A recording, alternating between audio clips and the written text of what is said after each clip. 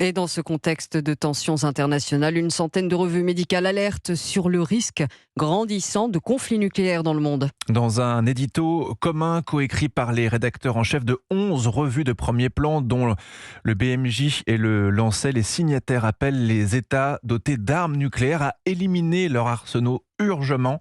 Une enquête difficilement envisageable. Antoine Bienvaux.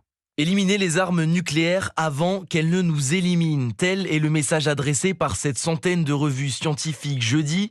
Mais faire disparaître les 12 000 têtes nucléaires actuellement en circulation est impossible, car ces armes restent un outil de dissuasion fondamental pour les 9 pays qui en disposent.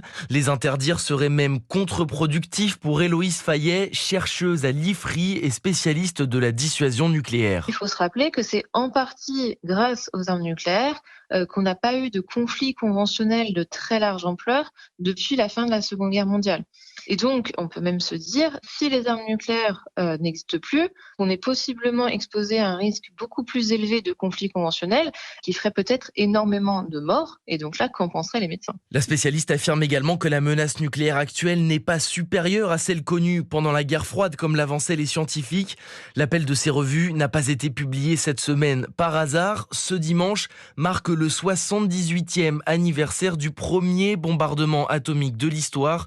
C'était le 6 août 1945 par les Américains sur la ville japonaise d'Hiroshima. Voilà les détails d'Antoine Bienvaux pour Europe 1.